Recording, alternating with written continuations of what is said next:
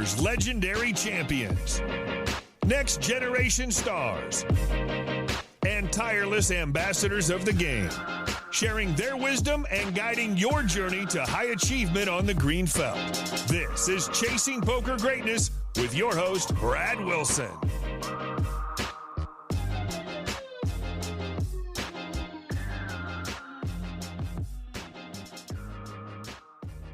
Welcome, my friend, to the Chasing Poker Greatness podcast. As always, this is your host, the founder of ChasingPokerGreatness.com, Brad Wilson. And in today's show, I am once again joined by cash game crusher, YouTuber, and podcaster Trevor Savage.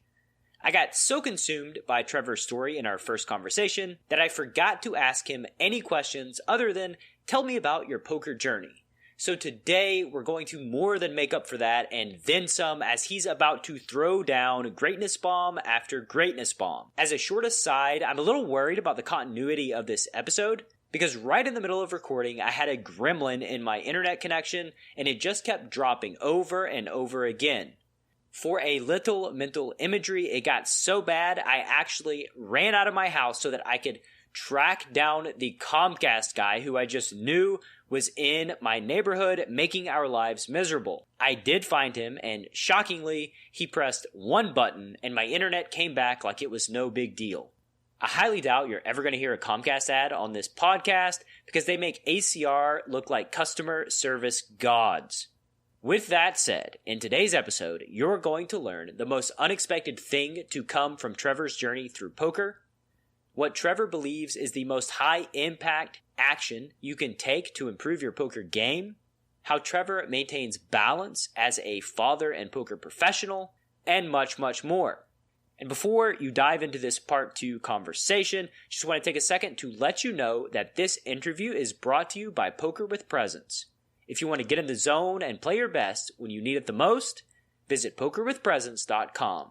And now, without any further ado, I bring to you an amazing man, top shelf card player, and unbelievably patient spirit, Trevor Savage.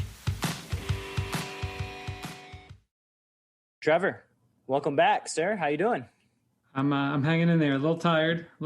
So hopefully I can deal with the lightning round here. But yeah, why are you tired? This is day 8 of being a solo parent. My wife's been gone. Jody's been gone for 8 days. Hopefully she'll be home tomorrow, but might not be home till a couple of days after that. So, and my middle daughter had some nightmares last night. So we got about 2 hours of sleep last night. So I'm hanging in there, but hopefully my brain will be as sharp as I want it to be. Well, we'll see. I hesitate to say that it will be as sharp as you want it to be because 2 hours of sleep is especially brutal. But I guess, we can give a shout out to the single moms out there and how they manage to do all the things is almost superhuman. I can't even imagine. Yeah, it's just unbelievable the amount of work that they have to put in. I mean, moms just in general put in a ton. Parents put in a ton of work. I know that at least in my house, the word mom gets said way too many times and way more than the word dad gets said. So definitely shout out to all parents out there who putting in the work. For sure. It's a tough gig. It's one of those things that are worthwhile, obviously, but when you're in it, it can be really tough. It can be challenging to persevere. For sure. So, okay, forgive me if I re-ask any questions that I asked before.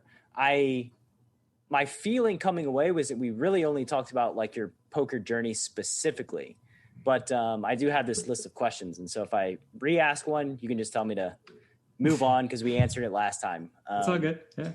What's the most unexpected thing that's come from your poker journey? I guess going into the journey, you don't think about the relationships that you'll make. So for me, I guess when you become a poker player, it's just because you like playing poker. It wasn't like I was going to make a lot of friends or I was going to develop all these relationships that would be lifelong friendships. And that's what has happened throughout my journey. So, starting from the beginning, I was able to make good friends just through the game, through poker forums, and then through the games that I was playing in. And those people have ended up becoming my closest friends in the world. And, I have a bunch of them that I've met along the way. I have a group of friends who I would call a lot of them acquaintances, but we've had a private poker forum for over 10 years, almost 11 years now, where it's just about 100 people. And most of them don't even play poker anymore, but it's just a great community that has developed out of there that I would have, going into playing poker for a living, I didn't ever think of that as something that would happen. Yeah. It's same thing has happened in my career. You meet people that you would have never met otherwise, and you create lasting friendships that will go on after you hang it up. Hang up what do we hang up when we end our poker career? Yeah, I mean, I guess it depends for different people. Some people are just want to be done with poker and they hang up their folding hands or something. I don't know what it would be. But I think there's some people that are poker lifers and just always going to play poker, right? And so I think that might be me. I got it. They hang up the chip racks. That's the chip racks. Okay, yeah, that makes sense. Hang up the chip racks. Don't never see a chip rack again for the rest of their life. They're players' cards. Oh God, I don't think I've ever had a player's card anywhere that I've ever played, and I don't know why. I think it's just I don't know. I've just been it's almost like I have a negative connotation when somebody busts out their player card and hands it to the dealer for 25 cent an hour comps. I automatically think I judge them, even though it's clearly a good decision because free money is free money, right? Right. Yeah. I don't know. I'm surprised. It feels like something that you'd want if you're playing live poker. You want to take advantage of those opportunities of, I guess it depends on the place too, because in some places, especially if you're traveling to play there, you want to be able to get rooms there, for a certain price, like at Borgata. You want to know that you're playing there. So I remember actually back in the day that the Tropicana, before they had the Bravo system and things like that, they had the cards still. So they'd have to have one of the floor people. It was their only job was to walk around every hour and scan each person's card every single hour. I can't imagine it. Can you imagine that's your job? You just have to walk around and scan these cards every hour. Yeah, does not sound like a fun job to me. And in my defense though, because I put most of my volume in at Commerce, and before Commerce changed systems to whatever it is they have now, the high roller section was just unlimited free food, no matter what you wanted. And then, you just told the front desk at the Crown Plaza, or you told the floor man to go tell the desk that you were there for 10 days playing poker. So you just automatically got the poker rate. And then you also automatically got the fringe benefits of the free food. So I think the only benefit back then was a quarter an hour. And I was just yeah, that makes sense then. I've actually never played poker in LA. Really? Yeah. Wow. Yeah. That is shocking to me because man, LA to me is the Mecca of live poker. It just always has been. It's hard to even. I remember the first time I saw the sea of tables in the low limit section at Commerce, and it was just oh my God, I don't even know how many tables there are, just hundreds and hundreds of tables and just packed to the gills. Yeah, I guess it never worked its way into my journey. It's a place I always wanted to go, but I guess just the way that my poker journey worked out, I just never made it there to play there at all. So just there's still time. Yeah. We'll get there. We're still young. We're not totally dinosaurs yet. Even though I think of myself in that way sometimes. Yeah. Maybe I'll get there before I hang up my poker rack. Yeah. My chip rack. Sorry. Your chip rack. Yeah. What does your process look like for regularly improving your game? A lot of my process happens at the table while I'm playing. So I'm the type of person who learns the most by putting in volume. And so I think that's a big thing for people getting better at poker. It comes down to how you learn. And some people learn better on the fly. For me, it's always been, I pay attention closely to what my opponents are doing and then learn from them, especially opponents that I think are studying a bit or whatever. I can basically study through their study by paying attention to what they're doing and adapting to what they're doing. That's interesting. Could you get more granular on you study through their study? Yeah, so there's always been a couple of opponents that I have in my player pools that I make sure to pay extra attention to, and especially if I notice that they're doing something different. As soon as I notice that they're doing something different in a spot, or they do something that I thought was was strange from what they would normally do or what I would normally do, I tend to really stick on that and then think about why they're doing what they're doing. So, and then the same way, I think we may have talked about this last week, that I also pay attention to people that are considered not good players and what they're doing and what I can pick up from them as well. And what if I get into a spot against somebody who I think might not be as good, but the spot is tricky for me, then I can kind of think about, oh, why is this tricky and what can I do to do that against other people in the future? Yeah, that's a greatness bomb right there. Understanding that like a tricky situation merits deeper consideration. Like just point blank, if you don't know, and if you're honest and you don't know what you ought to do in a spot, that's a spot that is probably ripe for learning. So investigating and figuring out like, why don't I know what to do? And, how do I go about figuring that out? And like, just always paying attention. And like the first part of your statement, I know that you were specifically referring to the good players in your game, like the higher level players, when they construct a strategy that's like, makes you think, what the hell was that? Like, that's another opportunity that's like, okay, let's figure out what they had to be thinking. Because like, if you're clever, if you're smart, you can reverse engineer the whys behind the actions that they must know. Because like, when they show down their hand, you get that information and then you can sort of like start extrapolating why when you're an advanced player. I think it kind of falls apart if you're at the beginning stages of your poker career because you don't fully understand the why and you can convince yourself you do know the why. And then you're just going to get yourself into some ridiculous spots that are not appropriate for taking, that specific line. Yeah. And I'll say the way that I got better initially, what I did to improve from the beginning of my career up to, playing a certain amount of hands was that, especially playing live poker, what I did was every single hand that was dealt in, I played, even if I folded, I played it out in my head. So I watched the action of every single hand. And when it would get to a certain player, every player, I would say, all right, what would I do with my range here? And then what do I think he's going to do? And really go through that process. So that's the way that I kept myself locked into the game because I was literally playing every single hand that happened just in all these different situations. And then obviously that allows you to also take notes on what people are actually doing because you see how it differs from what you would have done, because you're already playing the hand out in your head. And then if you have I have a great memory, so I'm able to remember all those hands happening over and over again. So I was the person, in the live game where if, some hand history happened, how hand histories live happen where nobody knows the actual details of what happened and everything gets murky. Everybody would just ask me, like, okay, ask Trevor what happened because he knows exactly the action of everything that happened in every single hand that's been played at this table for the last 2 years. So the memory thing is definitely a big advantage because when you can reference that and you have, you can think back and remember exactly how your opponent played a certain situation and bet sizing tells and things like that, that's pretty advantageous. The other thing that I've always done, and it's helped that I've been in small player pools, is that I spent a lot of my time studying individual opponents' tendencies. So, when I was playing 6 max no limit, I would take one opponent per week and I would just study them all week long. And then I would do that for every single opponent. And I'd craft my game plan, off the table a bit, but it would also be going on the table, because I'm paying attention. I have a pretty good ability to be able to play 12 tables at a time, but also still feel what's going on at all the tables. So like I could see who's losing big pots, who's winning big pots and what's happening in them. And obviously go back and review them post session as well. So that's kind of my routine for those things. Yeah. I mean, that's sounds like some innate born qualities that are extremely beneficial for a poker player.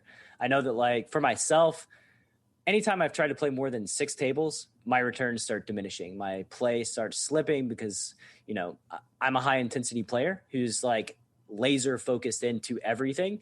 And at some point, my brain cannot process like more than 6 tables where I'm just like reacting to the action that's coming to me. And I'm not like fully seeing the full picture. So like, yeah, that's awesome that you have that ability to play 12 tables. I'm jealous. And that also, you're blessed with a great memory. I think that's another huge beneficial thing for poker players. It's hard to replicate that type of thing. Obviously, it's not just something you can learn. I don't think. So now I play mostly PLO, and I've always played PLO, but not as my main game. I've had long stretches where I'd be playing 10 tables of six max, but then also have one or two PLO tables up as well. About a little over a year ago, I switched to mostly PLO, and I had always played the game just based on feel. I never studied anything at all. And so when I was getting back into playing it full time, I just tried to play as much like heads up and three-handed as I possibly could, and just feel my way, like play, a huge percentage out of hands, and then figure out what to do. So I had no idea of pre-flop fundamentals and things like that, especially in a six max game of, what I should be opening for certain things. So that type of thing, that's one thing that I have used the vision trainer from Run It Once for that. So that's like a GTO type trainer. But when I use it, I don't just look at it and then look at the answers and try to memorize that. I try to do the same thing where I look at it and see what it's spitting out and then think about why it would do that. And because that's the way that I'm going to learn from it. I'm not going to just memorize, even though I have good memory. I'm not just going to memorize, okay, I should half pot C-bet here. I'm going to think about, okay, why should I half pot with all these hands, and what hand should I check, and things like that. Because that's how you're going to get better. Yeah, if you understand the whys, then you understand the questions that you want to ask yourself that lead you to better decisions. And like those questions you can replicate, right? Like you can just ask those questions routinely and arrive at better decisions. Like just pure memorization isn't as beneficial. And I was like you, a tinkerer with PLO, especially back in the day, like fire up 5 or 6 tables, have one PLO table going on like on the side. And no limit hold'em skills don't translate ultra well to PLO. I found it's a different game. And I think that when I realized the difference in the game, that was sort of when I felt way more confident with my PLO ability. And like the difference when I got a hold of the Tom Chambers book, that is just like, 1,000 pages full of just numbers. The thing that really stood out to me was how little I understood the equities and the incentives in PLO. And the incentive in PLO compared to Hold'em was more along the lines of like equity denial. So like denying opponent's equity is a massive component of playing winning PLO. Whereas in Hold'em, like my tendency was to like do a lot of check calling, inducing bluffs and stuff like that. So when I kind of made that connection of like, oh, this is where you kind of start winning at PLO, that was when I was like, oh, okay, I'm going to start taking more aggressive actions and spots and denying equity, because that's just a much larger component of PLO than it is in Hold'em. My favorite thing about PLO, there's a couple different things that are my favorite parts about PLO, but the one thing is that because I've never learned it from not necessarily a book perspective or like a training perspective, but it's just been so raw for me that I've always relied on feel, that I'm not afraid to make mistakes, and I'll just try things, and I'm like, maybe this will work. I don't know. I'm just going to go with what, there's with no limit, especially, when you're playing online, 6 max, 2 blind game, there's not as much creativity that you can kind of mix in. Obviously you can mix creativity in the blinds and, button versus small blind hands and things like that. But a lot of times you just have to kind of play tight in a lot of situations, especially in games where it's, say, 5 good players and one weaker player, right? You just can't get too out of line because you're going to get punished by good players. Whereas PLO, because for a couple of reasons, because there's just kind of more gambling involved in it, because tends to be more weak players involved in it, you find yourself in these spots where I'm just like, I don't know, let's try this and see what happens. Uh-huh. And it's obviously when you play in a weaker player pool, it makes it you don't get as punished as easily. And also because it's a game where the equities run closer, you don't get as punished either, punished as much either. So that's one of my favorite things about it, just the kind of creativity and that goes along with it. The other is that if you have a really good idea of how people think and how people size their bets, it's this bet sizing tells in PLO are way, way more common just because of the pot button, because you can bet pot or not bet pot, or you can bet half pot. And people use those buttons far more often than they do in no limit. So if you play with people enough, you can really develop essentially perfect reads on them, or what I consider to be perfect reads. And that's always been one of my strengths, is playing in, smaller pool games where you just have picture perfect reads on everybody's tendencies. And then, especially if you get to play shorthanded with them, that gives you far more opportunities to exploit them. And that's what I find enjoyable. Yeah, I mean, you're in a greatness bomb dropping mood today. What you mentioned earlier about studying one specific opponent over the course of a week, I mean, of course that's impactful because these guys you're battling against on a regular basis, and like understanding their betting patterns, how they approach specific lines and their strategy holistically, you get an insight into what they're doing, and then you can exploit them. Like then you can create counters where you're making better decisions against those specific players. So like I love that as a strategy, just studying the guys that you play against one by one over the course of a week. What would you say is the most high impact action players can take to improve their game? So I think there's two parts to this. I think one is just understanding how you learn, like I talked about earlier. So figuring out what is your best method for learning, because too many people take the approach of, okay, well, I can just watch some poker videos and get better. I can just solve, I can run a bunch of sims and study them and get better. There's not a one size fits all approach to getting better at poker, I don't think. So I think figuring out how you learn, and not just how you learn poker, how you learn in life, that's going to translate over to how you learn in poker. So that's the first step there. And then the other thing is just the away from the table type stuff, the mental game type things, understanding what you do differently when things are going poorly. So for instance, the example that I'll give you is I identified a long time ago that when things would be going poorly for me, if I was losing a lot of all-ins, I would tend to get all-in more often. I would play more aggressively pre-flop. My 4-bet percentage would go up a lot. Spots where I would flat ace-king to a 3-bet, I would be immediately 4-betting without even thinking about it. So that's just like a very common thing. Being able to identify that as, my leak when things are going poorly, I can look at that and say, okay, I realize that I'm trying to play more aggressively when things are not going well. I end up getting all in way more spots that are probably fine, but not within my normal game plan of how I would attack situations. Like, you're probably not going to be faulted for 4-betting ace king in certain spots, but if that's not within the absolute best play within the game plan of the way the game's going, but you're making that play solely because you've been losing a bunch of all-ins lately, well, now you have a problem. So there's a ton of those things. And the other mindset thing that I always tell people is when they're studying their hands, when they're looking back through their hands that they've played, the tendency is for people just to sort by the biggest pot won or lost. What I tell people is to sort by time. So just look at all your hands, go through your hands, and then when you lose a big pot, look at the next 5 hands. And I guarantee you in those next 5 hands, you're going to find a small mistake that you make over and over and over and over again that's easily repeatable. So, people, instead of studying that hand where they lost 100 big blinds, with ace king versus queens all in pre-flop, and they're like, should I have gotten this in pre-flop? All these things where it's like, that's not a big deal.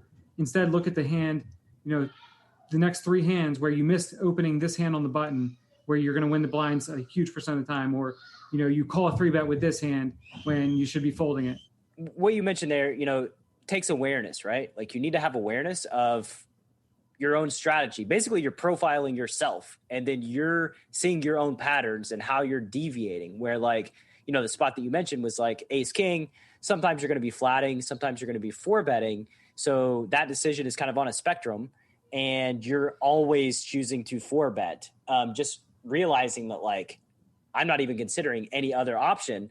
And then also realizing like, okay, this means that my emotions are compromised in some way. So like, basically, it kind of boils down to just having that awareness of like what you're thinking, what you're feeling. And you're right. Like I noticed this, it was kind of funny. It popped up in a coaching session that I did with one of my advanced students where he played a hand where he was unsure and he lost it. And he was like, up to that point, I was thinking to myself, like, this is going to be the easiest coaching session ever because like he's played perfectly the whole time. Like there's no entry points. So he loses that hand. And then all of a sudden for like the next 5 or 10 minutes, he starts making what he labeled as like brain farts. So like normal standard openings, he was folding them. He was not considering all the options fully. And so it led me to ask him, like, you're thinking about the pocket eights here, right? Like, let's go back to your body in this moment where you're narrating your decision-making process. Like, you're thinking about how you should have played those eights, which is taking you out of the moment, which is reducing the level of play.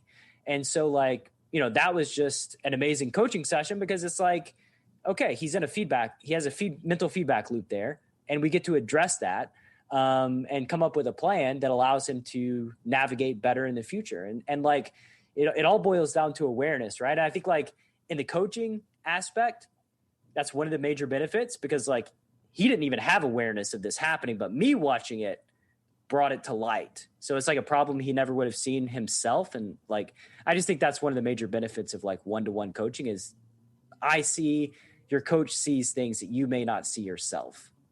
Yeah. I think a lot of people think about tilt and they imagine it as this big angry monster where, you know, it's just somebody shoving all in pre-flop or stuff like that. But it's usually subtle tilt that is far more dangerous to people's long-term win rates. And it's those hands, just like you said, like, you miss an open here, you miss an open there, you make one call here that you wouldn't normally call. And especially when things are going poorly, that's when those things can compound. And it's funny because it's almost always pre-flop mistakes that end up compounding into post-flop mistakes for a lot of people. And that's funny that happens because, you know, the most common thing in message boards and places where people post hands is like, oh, don't worry about pre-flop situations. You know, it's who cares about pre-flop? Let's go to the post-flop. But a lot of times it's just a compounding pre-flop mistake due to subtle tilt. And the problem is, so, like, I run pre-flop boot camp, right? It's like one of the products that I offer and sell. And spoiler alert, like, this is not my favorite thing to cover in poker, right? Like, it's so, like, bland, and it's like, pre-flop boot camp, like, ugh. But the problem, I've realized what you just said there is spot on.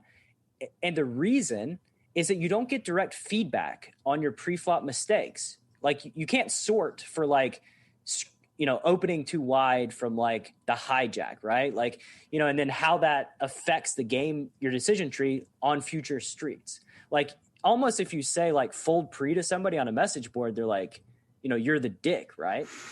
When, like, that's a completely appropriate response. It's funny because I'm the person that plays every hand pre-flop in my YouTube videos, you know, so, but then, you know, if you watch me play in a typical no limit game, I think I have pretty strong pre-flop fundamentals. I'm very disciplined in many spots just because you have to be, you know, in the certain game types that you play, obviously. And I think that's the best way to play. I think understanding, especially in live environments, understanding how to construct pre-flop ranges and how dynamic you have to be with them depending on the lineup. That's part of what the Play Every Hand Challenge is kind of about, because I have to construct even though I'm playing 100% of hands, I have to understand how to construct that pre-flop range in the best way possible to be profitable based on the way the table is playing. So to give you an example, my video that came out today, it was from Perryville, Maryland, and is a 7-handed table, 1-3 game.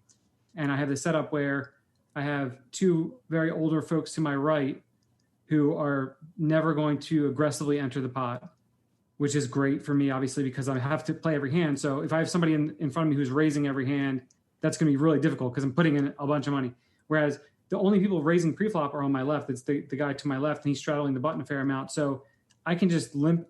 What ended up happening was I had a bunch of hands where I just limp and folded because he was the only one raising pre-flop. And then I also have, he's playing a lot of pots. The guy to his left is gambling and probably playing 100% hands also. So I'm not really incentivized to open any hands at all in this spot, any weak hands at all in this spot, because I'm going to be playing out of position against both these guys. And not, you know, I'm not trying to build pots up against the players to my right because they're just not playing pots at all as it is anyway. So understanding how I'm going to approach those situations while playing every hand, whereas, you know, there might be other tables where if the roles are reversed here, now I just get to open a ton of hands and I'm going to have to 3-bet a bunch more rather than flat with these like really trash hands because I have guys on my right who are opening more. So, just a bunch of different dynamics that you wouldn't normally, you know, I think that people can probably gain a lot of it educationally from watching the videos, but I don't give it to them. They have to kind of figure it out on their own. But I think there's something to be taken from there, I'm sure. Oh, I'm sure there There is, and like you've inspired me to play every hand. I'm going to try to get a sample in at like 100, 6 max 100, no limit. Nice. Of playing every single hand and just seeing what happens.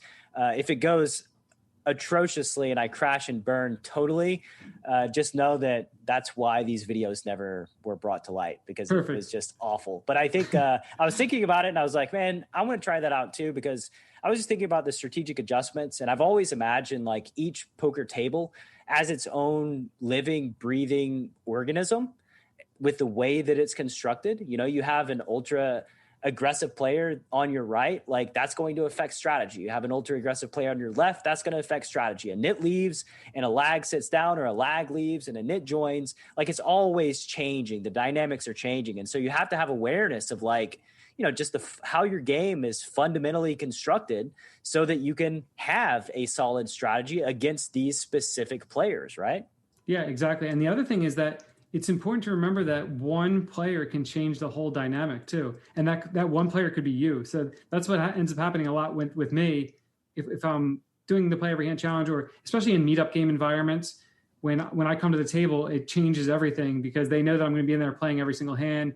And if you're going to be somebody who plays a lot of hands, you have to understand psychology, and you have to be able to get into people's heads and recognize how they're going to react to you and what player types are going to react to you in certain ways. You have to do that with all of poker, obviously. It's just, you have to be better at it if you're going to be playing more hands, obviously. Yeah, it's much more apparent that it's a priority when you're playing a lot of hands, right? And I think that like, that's the value in really playing a lot of hands and then playing them aggressively, is that like people will react differently to you. And because you get yourself in those situations quite frequently, you just become naturally better at navigating, because like this is your comfort zone. They're outside of their comfort zone playing against you, and you can really take advantage of that.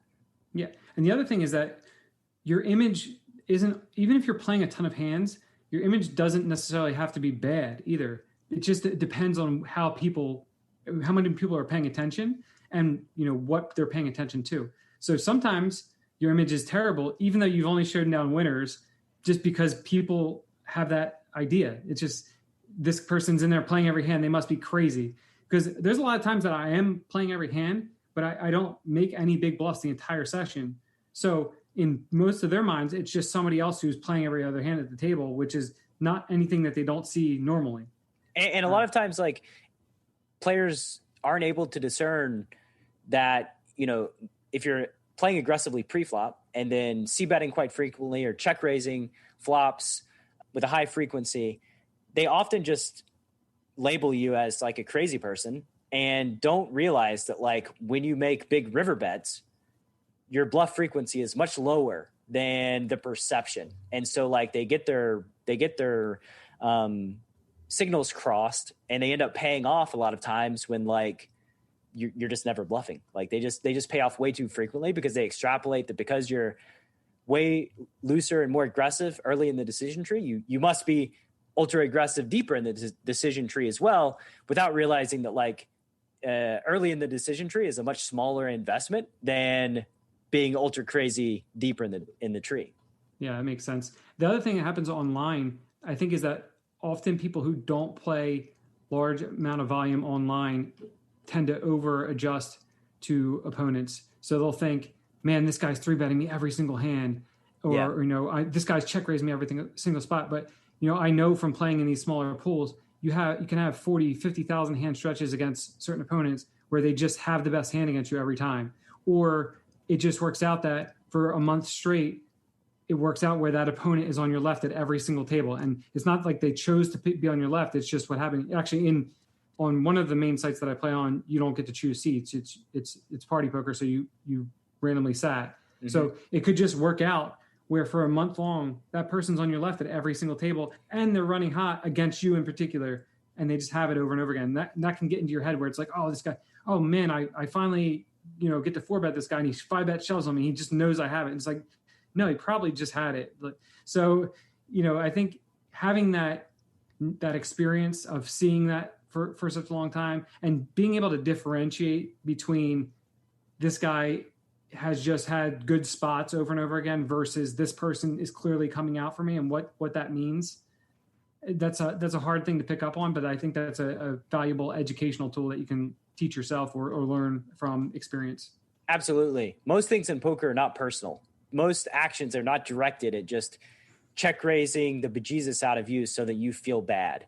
I think these are stories that players construct about themselves and about a player that they're playing against. I mean, I've been playing live poker and just had guys explode at the table and they're like, fuck, you're just always raising me. Like, and like I am not consciously raising them. Like, they are not even a blip on my radar as to like what I'm trying to do. It just so happened that like I raised them 3 times in a row for whatever reason, because the situation kind of set itself up for that to happen. But like, it wasn't personal. I'm not exactly going after a specific opponent. And like, if you think about it in your own poker career, for the listener, like, how often have you just gone after one guy? How often have you just said, I'm going to raise this person every time they open, I'm going to play back at them, I'm going to float them? Like, almost never, right? You just don't do it, because that's not like, it's not good strategy construction. It doesn't make logical sense. So like, when you are telling these stories to yourself, just ask yourself, like, is this actually true? Like, are these emotions even a thing that is leading me to any sort of truth in this situation? I mean, that's the beauty in poker, right? Can be a mental battle, not just with yourself, but with others as well. And also an emotional battle. Who can contain their emotions a little bit better and have more awareness into what they're doing and insight into what's happening at the table. Yeah. And I don't consider it containing emotions. I think of it as having awareness of your emotions and where they're pulling you. Because the people that have the awareness understand, like, you understand when you're 4-betting ace king that your emotions are pulling you in a direction. And so, that's insightful and allows you to take action. When you have no awareness, you're just done. Like, your life is being ruled by whatever emotion is pulling you, whichever direction. And that's just not a sound way to play poker or live life. Yeah, well put. I was going to say that the carryover to that as a parent, think about that as a parent. There's so many, this is kind of my area where the corollaries between poker and being a parent, there's so many carryovers to the way that you have to handle yourself. And that's the perfect one right there. Being able to, the way that you just succinctly put that with your emotions, it's very important in parenting as well. For sure. In my experience, like, I remember specifically blowing up on my girls one time. And it was not over, actually it was over something fairly annoying, but I can't remember exactly what it was. But I remember like just getting triggered and reacting in the moment.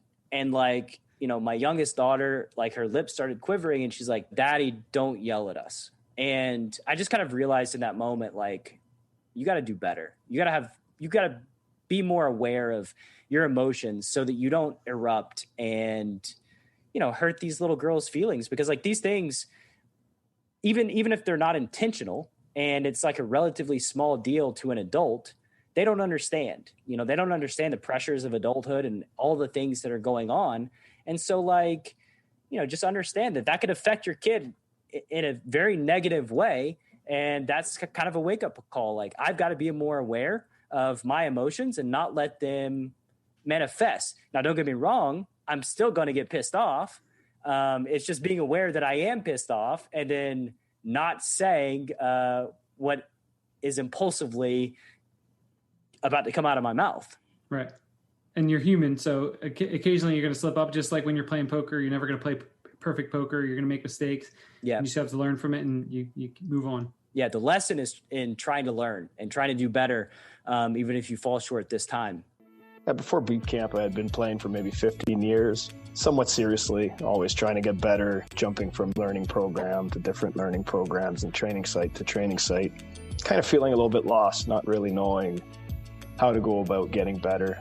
And pre-flop boot camp just felt like a great starting point, a way for me to move from being a losing player to possibly a winning player. It felt like the right first step. Once you jumped in boot camp, what was your experience like? Well, first off, I realized that I'd been making a lot of mistakes prior to boot camp, kind of learning what Rangers should look like and what hands should be played and what situations. It was exciting because I could see what other people had been doing to me, what I had been missing in my game. And then from there, just the whole camaraderie of everybody that's signed up, working together, trying to achieve that goal. That was fun. That's pushing each other and really helping one another, kind of feeling like you're a part of the team. It was a great experience. I enjoyed the process and I learned a lot. What was your experience like playing cards post boot camp? It's a totally different experience. It put me in a position to be successful as opposed to always being behind the eight ball and playing catch up. I really feel like it's the foundation of a solid poker game. And since boot camp, I've been able to turn a profit and keep building on what I learned there. Being able to go back into the group and really work together even after boot camp was over. It's been awesome. What's your sample size of winning post boot camp?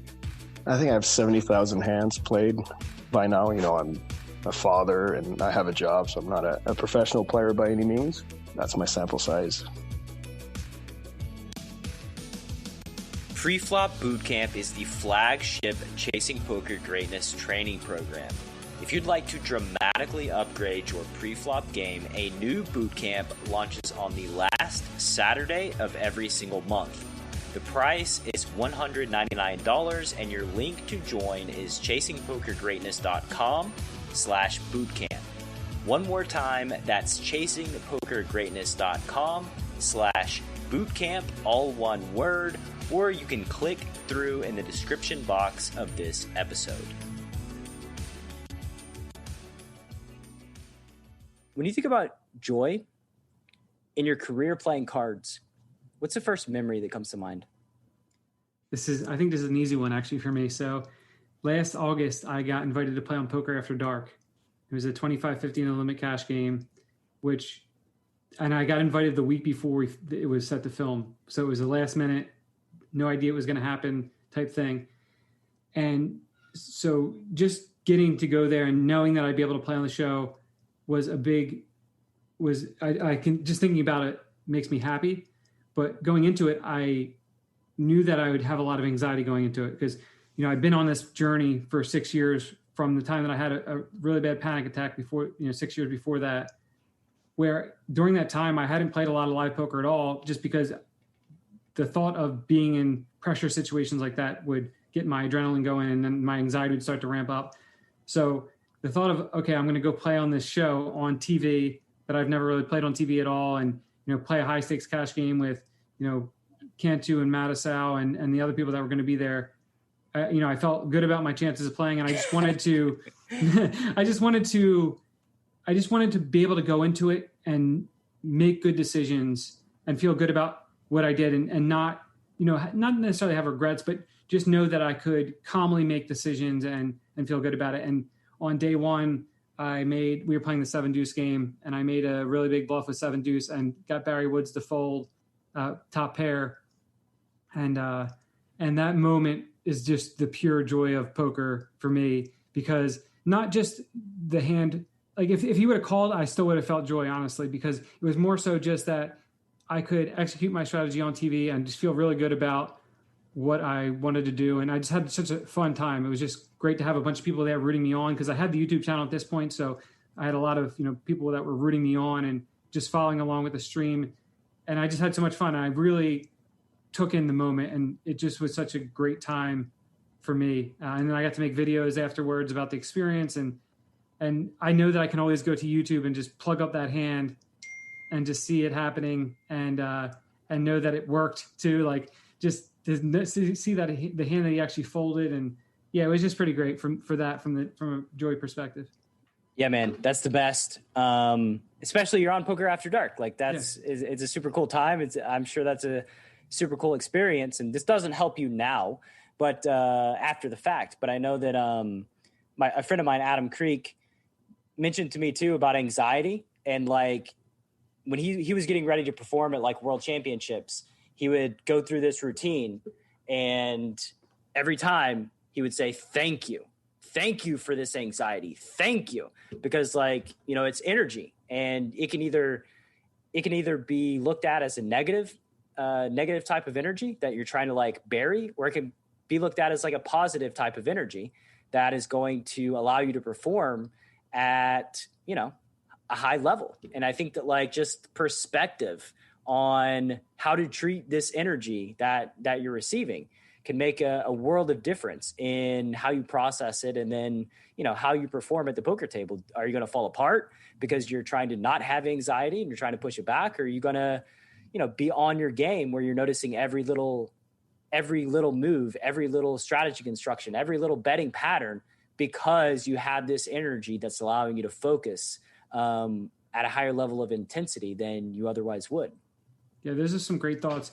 For me, when I think about it, when I was playing live poker, when I was dealing with the anxiety the most, what would happen is I would make some big bluff on the river, or I'd play some big pot where the adrenaline gets going a little bit. And that feeling was just a replica of my panic attacks. And so in my brain, it would trigger, this is a panic attack. It would turn on the fight or flight response. So I'd have to get up from the table. I'd walk around. I'd try to do anything to get rid of it in the early goings of my anxiety struggle. So this was talking, 7 years ago. So, and then I just have to leave because I was having a panic attack because it was just replicated. So what I learned was that when I had those feelings, that they were just feelings. So through meditation, I was able to kind of differentiate, okay, this is just a feeling in my body. I'm obviously going to be breathing heavier or going to get sweaty hands or whatever. And it's not related to triggering that fight or flight response. And then to be able to go on to Poker After Dark and know that it wasn't even about the poker. It was that this is the study that I've done for the last 7 years of my brain, so that I can go on this show in a high pressure situation, and really, if I went on now, honestly, it wouldn't even be that high pressure of a situation anymore, because I feel like I've gotten so much training with this. But at the time, it was like, this is a high pressure situation. I'm going to go in, I'm going to just do what I think I should do. And if I start to feel these feelings, I know how to deal with them. I know how to compartmentalize them, and I can use them for positive, just in the same way that you just mentioned. Isn't it amazing how such a thing that you experienced that felt debilitating in the moment and felt just, I'm sure, awful, a thing that you did not want to experience, that when you felt any form of anxiety, you started labeling it as a potential panic attack about to happen? Isn't it amazing how that can become a catalyst to growing, learning, understanding your emotions, and, coming out the other side, just being a more emotionally well-rounded person that is, I would assume, a better person before the anxiety attack? Absolutely. I look at my life as the before December 31st, 2013 and after. It's a totally different perspective on things. It's honestly ended up being one of the best things that ever happened to me, for me to have that panic attack. And then because I look at it in that multiple ways, because it allowed me to work on myself, work on my brain, spend these last 7 years figuring out all these things about mental health and gaining insight into myself. And then also now to be able to help other people with that journey. That's been the most amazing thing. And that's what I want to do going forward. I want to help as many people as possible with the things that I've learned. Yeah. And that's a noble work. Helping folks that are struggling and who are like in it, right? They're in, Trevor Savage of 2013, December 31st, they are in that state, and then helping them come out the other side. I can't really imagine you working on a thing that is more fulfilling than that. Absolutely. So the opposite question, and maybe we just covered this, but it's when you think about pain in your career playing cards, what's the first memory that comes to mind? It's funny because I know exactly what it is. At the time, I didn't ever think it would be this, but it's tournament related, because it's the main event of 2019. It's day 5 of the tournament. Things are going really well. I hadn't really faced too much adversity throughout the tournament, and I had 23 big blinds at this point in the tournament, but it was one of those things where I still at that point was just, I'm okay with whatever happens. If I bust now, totally cool with it. And I have pocket kings, and I open under the gun 1, player to my left, 3 bets, and I 4-bet jam for 24 big blinds, I think it was. He calls with king, queen suited, and flop the flush draw and turn to flush. And it was just one of those things where I just didn't anticipate busting. It's like, in a tournament, you have to be prepared to bust at all times or whatever, but it's just like, it didn't feel real. And then when it happened, it was just like, wow, you just got punched in the stomach. And not because I wanted to, obviously I want to win the tournament, but I wasn't upset because, oh man, I could have had life-changing money or I could have won the main event. I just wanted to be in the tournament still. I loved being in the experience. I was soaking it up. I did interviews with Poker News for mental health things, and it was gaining, it was getting more exposure to that stuff that I was really working hard on. And I had all these people rooting me on, and my kids too. Like they like want to see me win a tournament so badly, and I want to win one for them. Like, and there's you just say you have all these expectations and all these feelings, and no matter how much you say to yourself, okay, I'm going to be fine if I bust, and I know I'm going to be fine, but I mean, I know for sure that as soon as I had this pit in my stomach as I'm just standing at the table waiting for my payout, and I finished 255th or something like that. And so it's there, and I'm just kind of breathing through it. I'm trying to CBT my way out of it, cognitive behavioral therapy my way out of it, just breathing. And, it's like, okay, it's going to be fine. I told myself this would happen at some point in the tournament. And then I got to the payout line, and I was just sitting in the payout line. And I just started crying. And I was just crying in the payout line for like 10 minutes. And it wasn't like sobbing.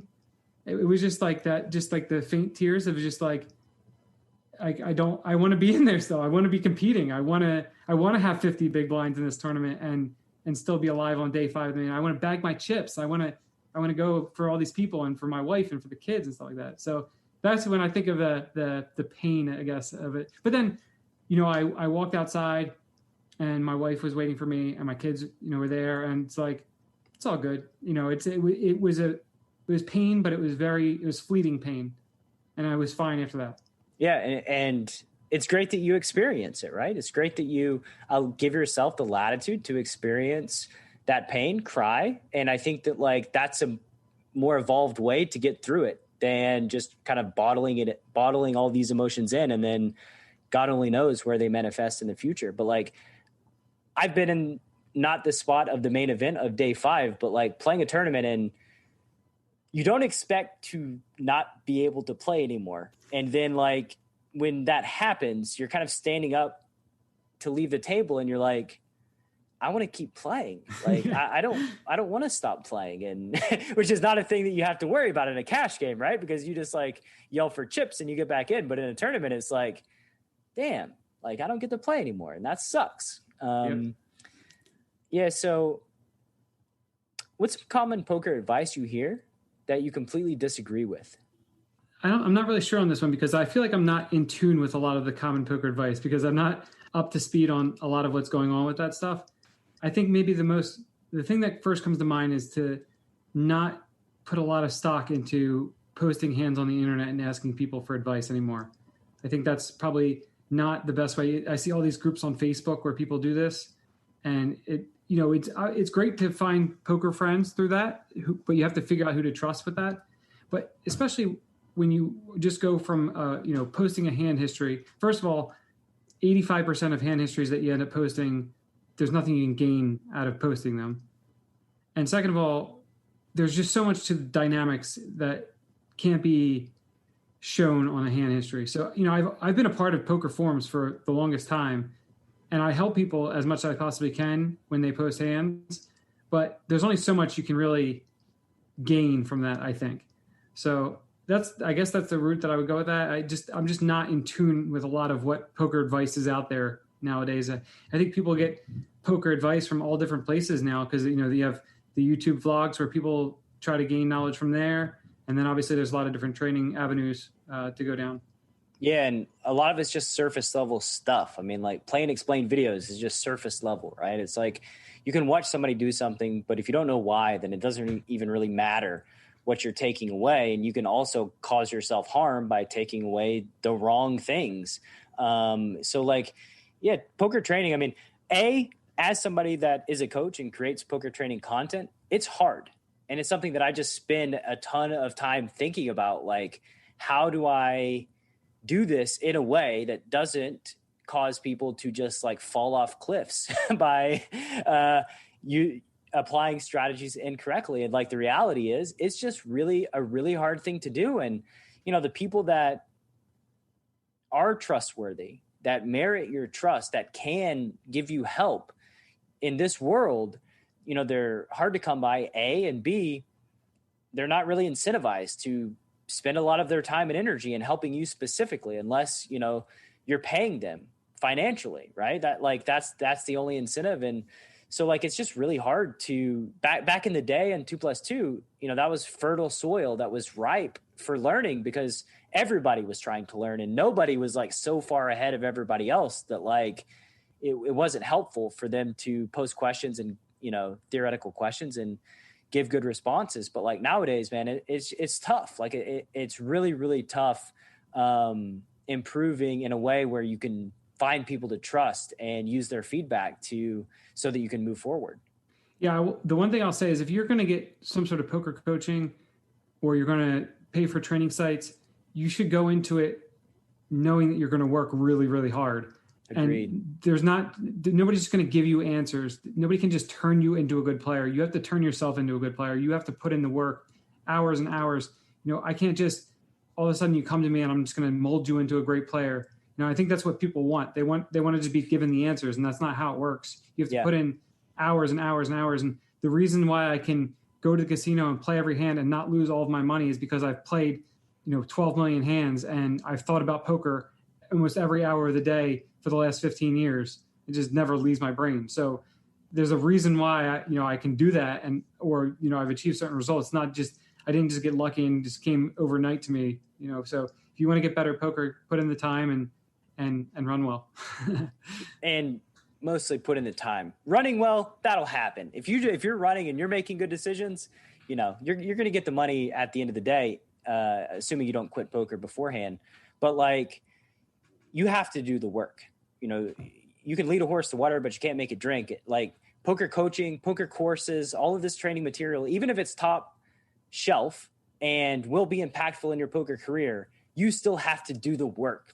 There's no magic bullet beyond putting in the work. And that's the disclaimer that I give to all my guys is we can do these coaching sessions, but I have to see progress.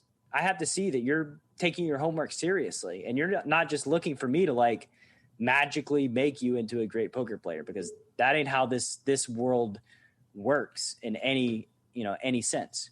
The best players in the world too, they're not fooled by the fact that they do well for stretches. So whether they're doing well or they're doing poorly, they're always working. Most poker players that are maybe even winning players, but not the elite players, they study when things aren't going well.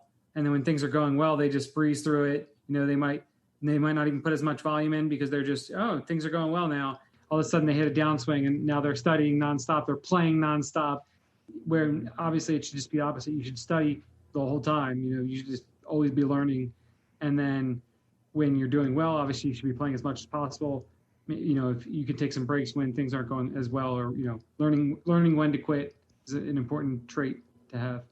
For sure. And just going back, we're emotionally driven creatures, and when we're stuck, that feels more painful, and it feels like we need to get to even. And when we're ahead, we think about the pain of potentially losing what we've won. And that's a very painful thought. And that causes us to get up and end our sessions shortly. So again, it goes back to awareness of your emotions and, which way they're pulling you, so that you can structure logistically how you approach this game in a superior way. Yeah, I was fortunate to find Tommy Angelo early on in my poker career from just all his teachings.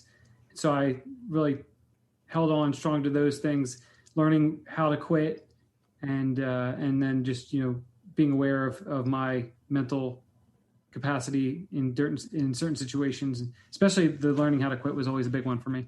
Yeah, Tommy Angelo, he's a legend and multiple time guest on this show, and just can't love Tommy any more than I do. If you could gift all poker players one book to read, what would it be and why? I really enjoyed Positively Fifth Street, actually. So I actually read that again recently, just because it somehow got brought up out of my basement. And so I just grabbed it, and I had a few days to read, and I couldn't put it down again. It had been a while since I'd read it, but I can't recall really reading any other poker books other than that recently. It doesn't have to be poker. If you have a... Oh, you said any book? Yeah, any book. Okay, any book. Okay, I thought you said poker book. A book to give poker players. A book to give poker players. Okay, gotcha. I would say Atomic Habits by James Clear. So I read that earlier this year, and it helped me develop a bunch of different routines that have been really beneficial to me. That would be probably the main one that I would give. If I could give anybody a book, it'd probably be Lost Connections by Johann Hari. I've spent a lot of time reading that. I've actually read it 3 or 4 times over, and I actually spent a bunch of time summarizing each chapter for a bunch of people and sending it out to them. Just deals with the root causes of anxiety and depression and what we can do to help people that are suffering from them. Oh man, that's a good call. And I've never heard of that book, so I'll be sure to check that out personally. Yeah. And if you don't want to read the whole thing, just let me know. I'll email you all the summaries I did. Yeah, they're pretty good. You've already done the work with the summaries. Yeah. If you could wave a magic wand and change one thing about poker, what would it be? Man, I just love poker so much the way it is. I think it's funny. I guess I don't know if I could change it, but if I could keep it the same, it would be that I could always play in the environment that I'm currently playing in. Yeah, that's a good use for a magic wand. Yeah, my magic wand would just say, keep things the way they are right now forever. And I'll always, I know one thing that I've done that I feel really good about is that when it does end for me in the situations that I have now, I will look back saying that I know that I took advantage of them to the fullest.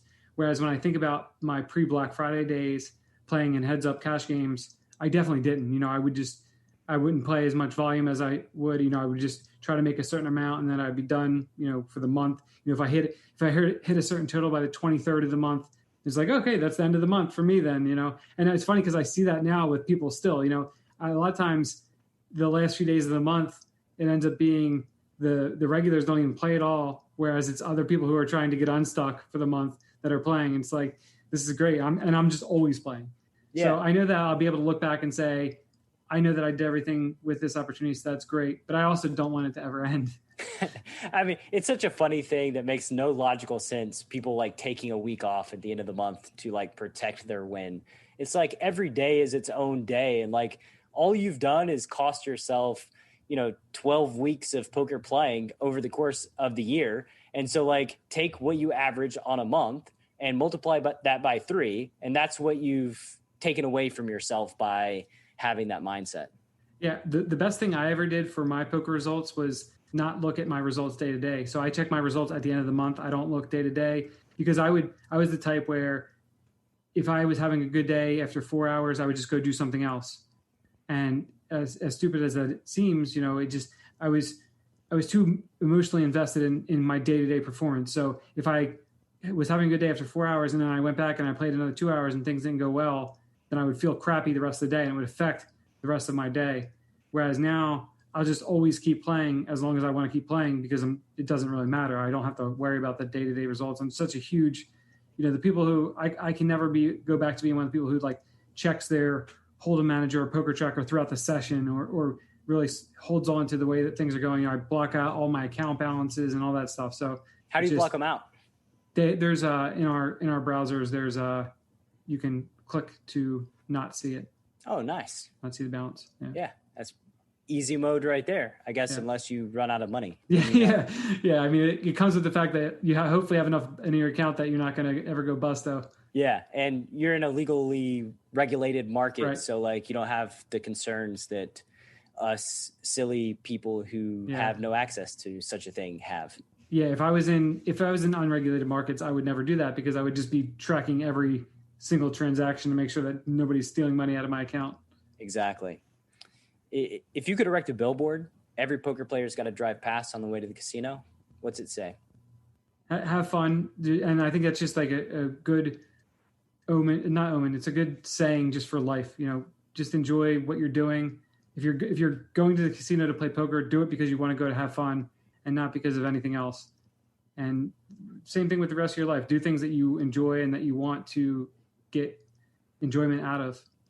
I agree. Be intentional about where you're investing your life force and have fun because, you know, you watch poker on TV, like you watch high stakes poker, you watch the early poker tournaments, like those guys are not miserable. They seem like they're having fun. They're enjoying the process. They want to be there. Right.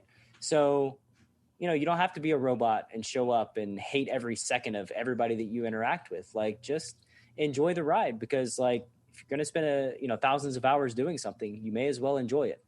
Absolutely. All right, so we'll close down. What's a project you're working on that's near and dear to your heart? The biggest one is probably the podcast that Jody and I do, which is Raising Nuts podcast. Comes out every Wednesday at 5 a.m. It's just a life podcast. So we just talk about life. We talk about raising kids. We talk about poker. Jody is in nutrition, so she has a bunch of knowledge there. I obviously, like I have said probably many times, that I've worked so much on mental health stuff. So we talk about that stuff. But it's just a podcast about life. We joke around a lot. Our tagline for season 2 this year that Jody came up with was, it's a 45 minutes per week where you come for the laughs and you stay for deep conversations. So we're just silly constantly. We have a good dynamic where we're just making jokes, and, we have inside jokes with the people who listen to the podcast regularly. And then we get into deep conversations. We talk about, Jody's in therapy right now. She deals with ADHD.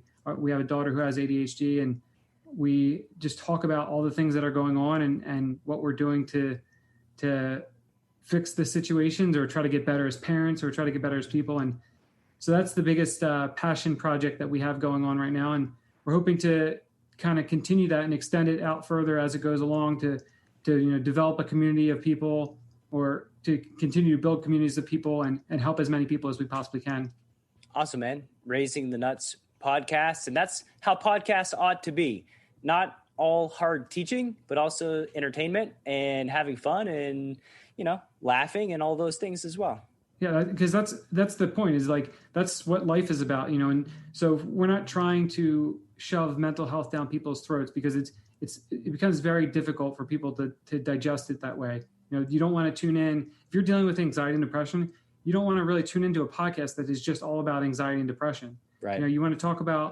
You want people who have experienced those things, who are sharing their life stories, and they're sharing things that they can do to help with those things. But you also want some lightheartedness, and you want to be able to get an escape, to be able to enjoy listening to what you're listening to each week.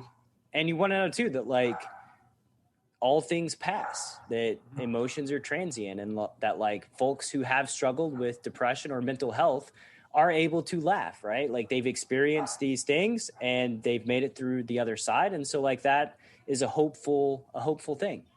Yeah. And on top of that, the bottom line for me is that I want to help as many people as possible. Jody does as well. And we are always available.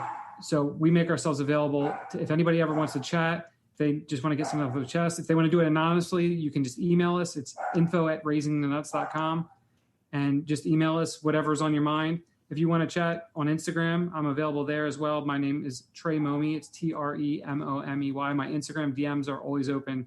And I write a lot of stuff on mental health, so that ends up getting a lot of feedback. People can usually relate to that stuff, and then they reach out to me. And people can feel free to reach out to me anytime. That's the bottom line. So if you're listening right now, you're struggling with your mental health, reach out to Trevor and, ask some questions, put yourself out there, and take that step, because what's the worst that could happen? Yeah, right? Even if it's not about mental health, if you just want to chat, if you just need a friend, if you just want to, for sure, whatever, talk about whatever you want, I'm here. I'm ready to chat. Awesome, man. That availability is amazing. And I exhort some folks that they feel compelled to take that step. And final question, and I'm pretty sure that I've asked these 2 questions in the last time, because either that or I'm experiencing severe deja vu. Maybe. But where can the Chasing Poker Greatness audience find you on the World Wide Web? So this raisingthenuts.com is the website that has the links to pretty much everything that Jody and I do, or that I do myself. If you go to YouTube, you type in Raising the Nuts, that's the YouTube page. That's where you'll find the vlog with the Play Every Hand Challenge. And then, like we mentioned already, the podcast is Raising the Nuts. And Twitter, I'm Trey Momey also. Twitter and Instagram, TREMOMEY. We also have Raising the Nuts accounts as well for all social media platforms, Facebook, Twitter, Instagram. I think that covers all the bases. Awesome, man. And this will go on the show page, and people can just click through at chasingpokergreatness.com/Trevor-Savage. It's been great having you on these last couple of weeks. Let's catch up in the next year, see where you're going. If I make a bunch of videos where I'm just getting slaughtered by trying to play every hand and punting off my stacks, you know who to blame. That is Trevor Savage, and you know where to locate him. So send him a DM and let him know that, he's just created a horrible thing for me. I'm bad influence on Brad. Yeah. Until next time. Thank you. Thank you so much for listening to this episode of Chasing Poker Greatness. If you have yet to subscribe to the show, please take a second to do so on Apple Podcasts or wherever your favorite place to listen to podcasts may be. For more content from me, Coach Brad, please visit our YouTube channel at youtube.com/enhanceyouredge, and I'll see you next time.